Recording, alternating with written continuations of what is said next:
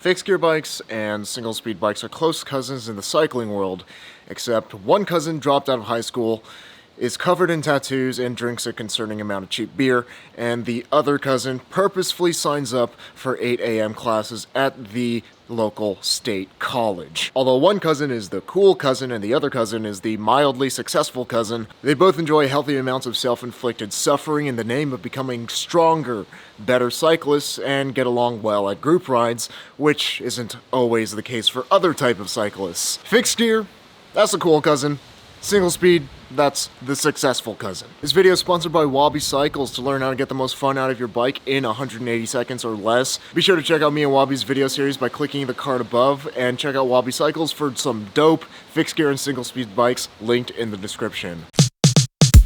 If you're new to cycling, it can be confusing telling a fixed gear and a single speed bike apart. So what makes a fixed gear, and what makes a single speed? A fixed gear is any bike that has a fixed cog fastened with a lock ring on the rear hub. This makes for a bike that is unable to coast. If the wheels are spinning, then the cranks are spinning, and vice versa. You must always pedal on a fixed gear. The difference between a fixed gear and a single speed, though, is that you can coast on a single speed bike, since it has a free wheel attached to the rear hub. But why would anyone want to ride a fixed gear or single speed? Well, both types of bikes only have one gear, meaning you can't change to an easier gear if you need to ride uphill, and you can't change to a harder gear if you want to go faster while riding downhill. The gear you have, that's the gear you're stuck with. For a lot of people, this will sound unnecessarily limiting, but for fixed gear and single speed riders, this is one of the biggest draws for riding these types of bikes. The limitation of the bike forces the rider to make do with what we have and become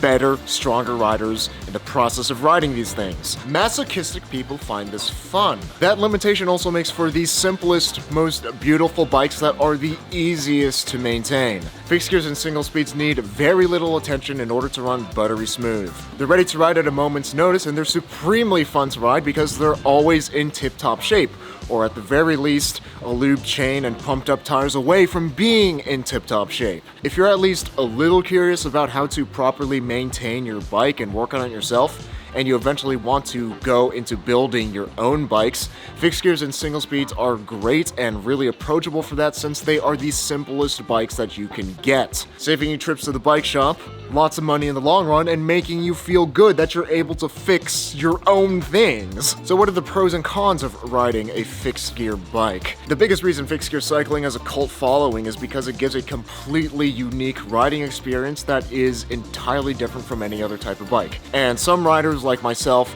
immediately fall in love with it after the first time we try it. A fixed gear drivetrain gives you a direct and connected feeling with your bike. I know it sounds silly, but ask any fixed gear rider and we'll all say the same thing, that riding a fixed gear makes you feel like you're one with the bike. And I know it sounds ridiculous if you've never tried a fixed gear for yourself, but that connectedness adds another layer of fun to biking that you just can't get on any other type of drivetrain. That direct link between the legs and the rear wheel allows fixed gear riders to perform maneuvers that can't be done on other bikes, like brakeless riding, riding backwards, and balancing on your bike for track stands. Having all this direct, minute control over the bike with your legs makes fixed gears great for tricking and riding in dense cities, and their maneuverability makes them a ton of fun to ride. Fixed gears are also seen as cooler within the fixed gear and single speed community because they do take a bit more skill to ride. And since fixed gear riding is so niche, it's almost like a secret society. Fixed gear riders almost always treat other fixed gear riders with a baseline level of respect and understanding and friendliness.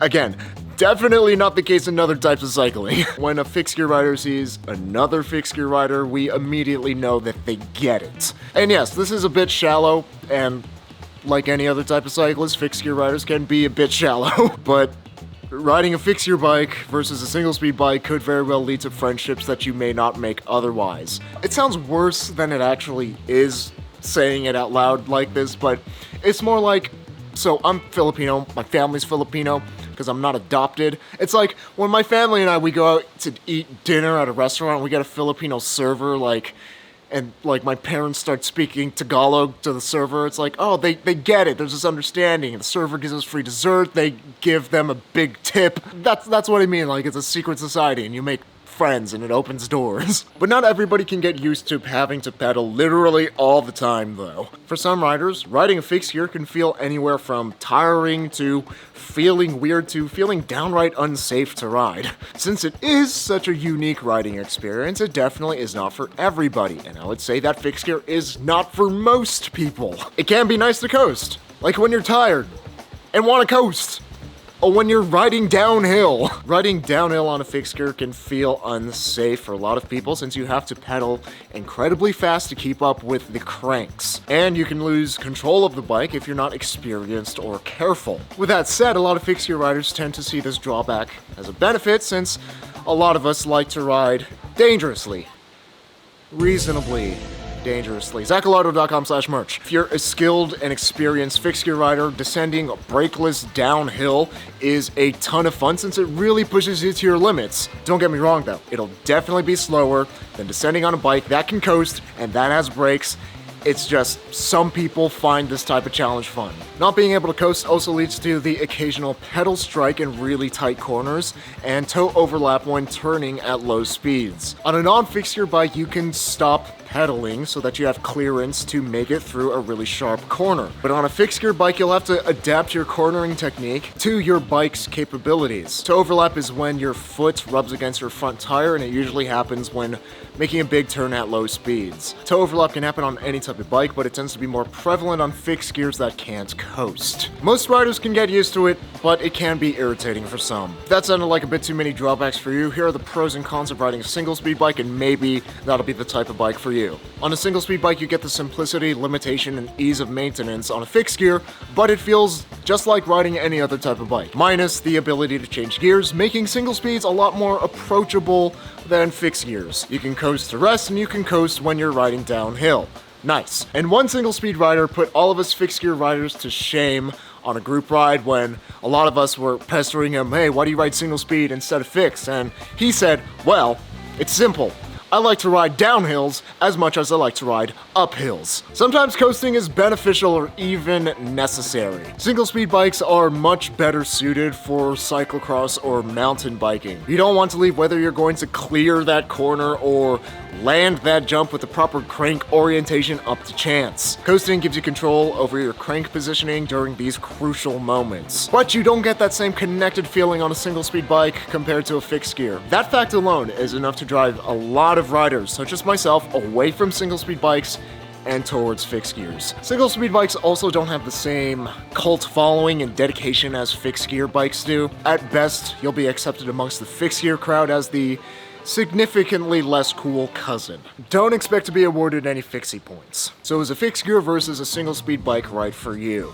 The main difference comes down to whether you want to coast or not. And the best way to find that out is to try them both out. A lot of beginner fixed gear / single speed bikes can be set up as either or and come with a flip-flop hub, which has a fixed gear cog on one side and a single speed freewheel on the other side, so you can change between fixed and single speed just by flipping the rear wheel. Fixed gear is like durian. It's one of those things that you can tell within seconds of trying it whether you love it or hate it. Always having to pedal on a fixed gear is something that can take time to get used to, but a lot of people, like myself, immediately fall in love with it after we try it for the first time. It's that direct connectedness with the drivetrain that you just can't get anywhere else. Except maybe a unicycle. But most people are going to prefer the ride feel of a single speed because it's more familiar. So I highly encourage you to go to a bike shop. Those things are kind of cool.